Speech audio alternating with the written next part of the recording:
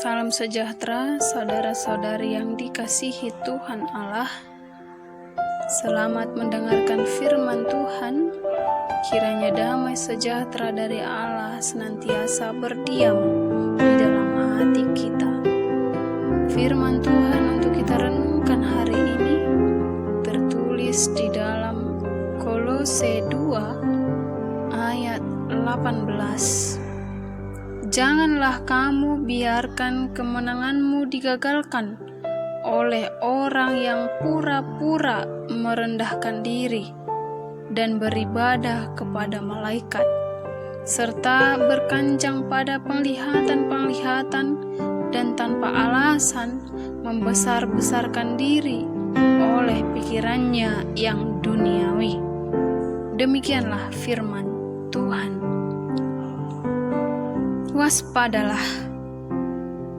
Kata-kata ini sering dicantumkan sebagai himbauan kepada setiap orang supaya setiap orang yang berada di lokasi itu untuk berhati-hati.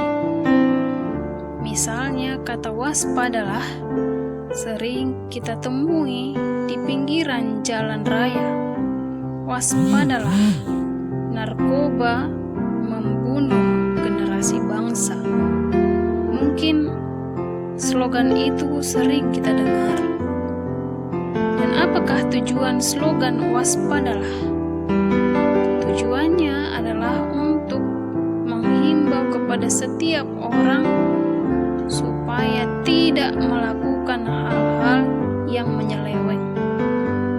Saudara-saudari yang terkasih, firman Tuhan hari ini juga mengingatkan kita supaya kita waspada terhadap ajaran-ajaran yang menyesatkan, waspada terhadap orang-orang yang sering memakai wajah bermuka dua, pura-pura merendahkan diri dan seolah-olah dia beribadah kepada malaikat, dan bahkan sering menunjukkan penglihatan dengan dasar membesarkan diri sendiri dan pikirannya.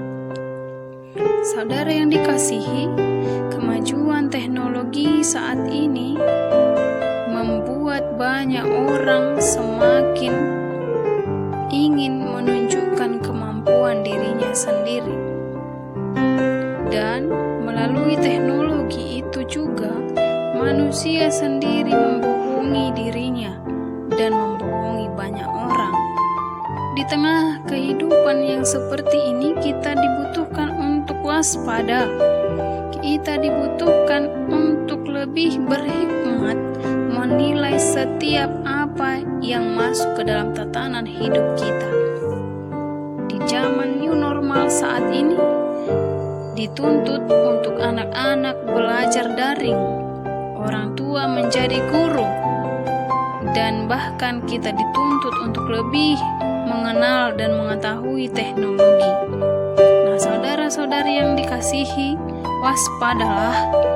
Melalui kehidupan seperti ini, kita diajak untuk melihat setiap proses kehidupan ini bertuju atau berinti kepada Tuhan Yesus Kristus.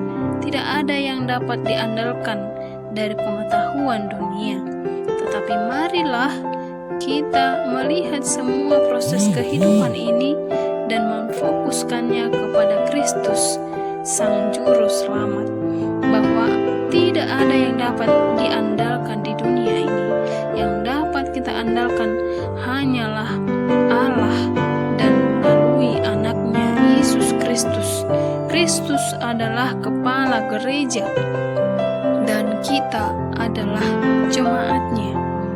Sebagai tubuh Kristus, kita hendaknya membuat pondasi hidup kita ini berporos kepada Kristus sendiri, bahwa Kristus meneladankan kasih kepada setiap orang percaya.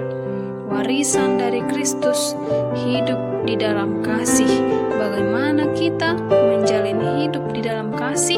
Menggunakan teknologi ini sebagai sarana kita untuk menyebarkan kasih, mengurangi setiap tindakan-tindakan yang merugikan orang lain atau tindakan-tindakan yang membuat orang lain tidak fokus kepada hal-hal yang surgawi. Kiranya firman Tuhan hari ini menguatkan kita di dalam menjalani kehidupan kita setiap hari. Damai sejahtera dari Kristus senantiasa berdiam di dalam hati kita masing-masing.